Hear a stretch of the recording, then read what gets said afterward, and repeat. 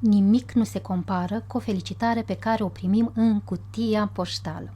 Dar astăzi vom adăuga un pic de magie digitală și vom crea împreună felicitări cu ajutorul inteligenței artificiale. Vom pune în competiție doi giganți ai inteligenței artificiale, ChatGPT și Gemini, și vom folosi același text. De fapt, secretul pentru a crea felicitări digitale excepționale este textul, nu doar tool-ul.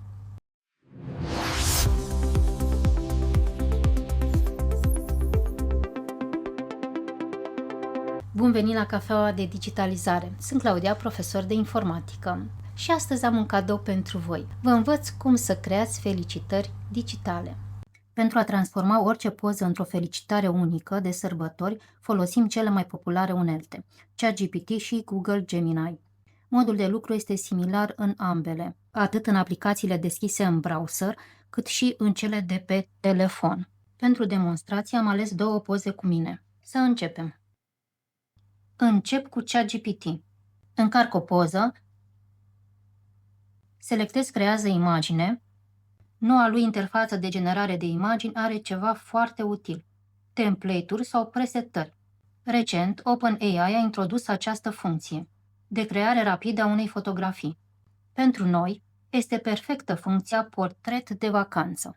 Selectez această funcție care în mod automat inserează un prompt optimizat pentru transformări festive și îl las să lucreze. În fundal, cele mai recente modele, cum ar fi GPT 5.2, se ocupă de restul. Îmi place ce a generat. A creat imaginea care se numește Zâmbet de Crăciun în brad. E chiar frumoasă.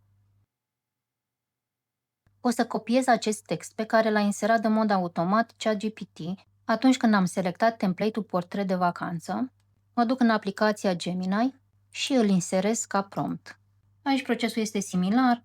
Am încărcat imaginea, am selectat opțiunea Creează imagine din lista de tool-uri și din lista de creare, modul de creare, am folosit modul de gândire, modul complex. Acesta forțează AI să analizeze mai profund imaginea înainte de a o genera, ceea ce permite rezultate mai personalizate. Trimitem. Așteptăm câteva secunde. Timpul de generare este mult mai scurt decât la ChatGPT. Acum comparăm cele două imagini generate. Aceasta este cea generată cu ChatGPT, iar aceasta este cea generată cu Gemini, Google Gemini. În această competiție între ChatGPT și Google Gemini, aș spune că este 1-0 pentru ChatGPT. Voi ce credeți? Secretul nu este doar tool-ul pe care îl folosim. Secretul este și textul pe care îl folosim. Contează foarte mult să știm ce să cerem inteligenței artificiale, exact ca în viața reală. Cât de clar suntem în idei, cât de coerenți suntem în ceea ce ne dorim. Adevărata putere a AI-ului apare când îl învățăm exact ce vrem. Este ca un copil căruia explici pașii. Încarc din nou poza, atât în ChatGPT cât și în Google Gemini. Mă asigur că am selectat modul imagine, creează o imagine, iar în chatul de la Gemini am selectat modul de creare complex, gândire profundă, și voi insera un prompt personalizat în care îi explic inteligenței artificiale rolul ei. Ești un designer AI specializat în felicitări personalizate de Crăciun. Analizează fotografia, emoțiile, culori, lumină, numărul de persoane. Apoi spun în ce să transforme. Aplică un cadru rotunjit elegant. Schimbă îmbrăcămintea cu ținute festive, pulovere, rochii care să se potrivească natural. Înlocuiește fundalul cu un decor de Crăciun, cabină, pădure. Apoi mă refer la design.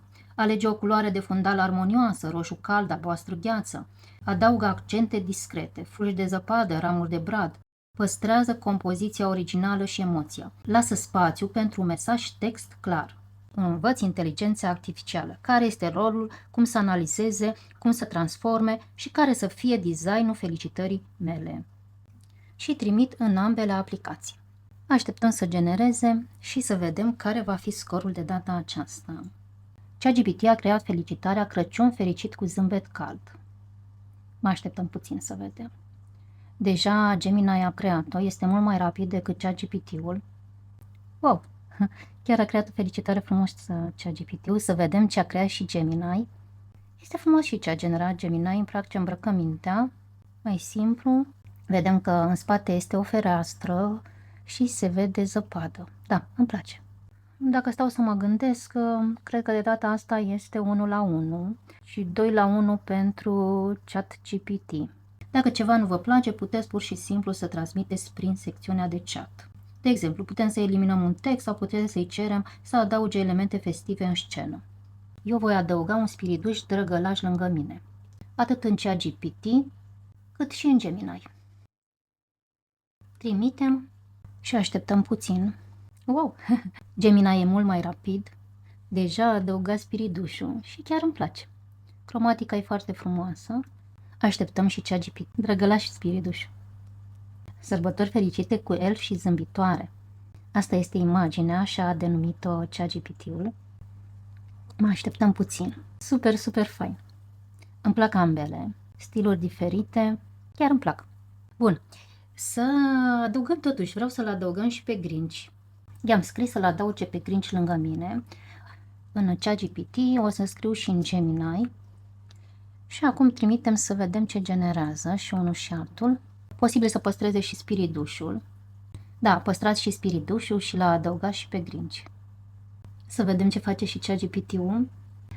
ChatGPT spune că îi pare foarte rău, dar este posibil ca imaginea pe care a creat-o să încarce regulile privind similitatea conținutul terților. Dacă considerați că am greșit, vă rugăm să încercați din nou sau să editați solicitarea.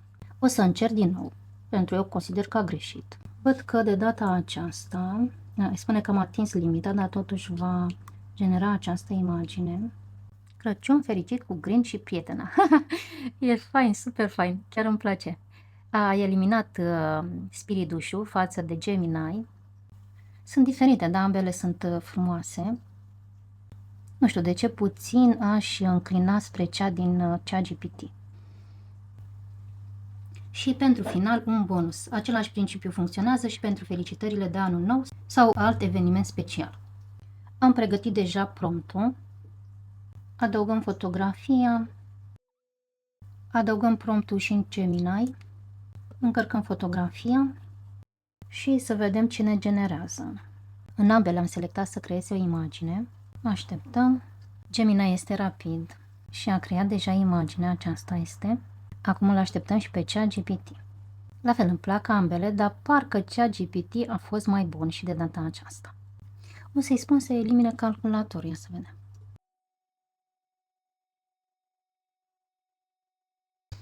Gemini a eliminat calculatorul, dar a lăsat mouse-ul, a lăsat tot acolo.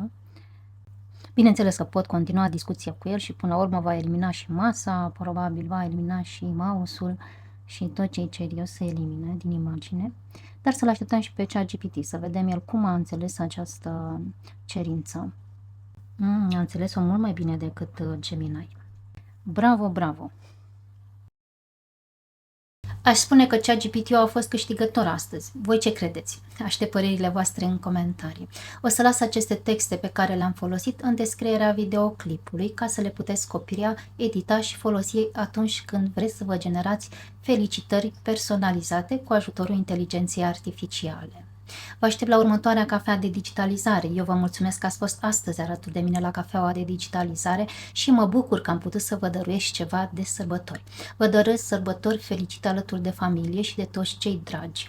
Și vă aștept la următoarea cafea de digitalizare. Nu uitați să vă abonați la canalul de YouTube Clau Academy. Până atunci să aveți zile senine și cu bucurie! Mulțumim că ați urmărit cafeaua de digitalizare. Nu uitați să dați un like, să vă abonați la canalul Clau Academy și să activați clopoțelul.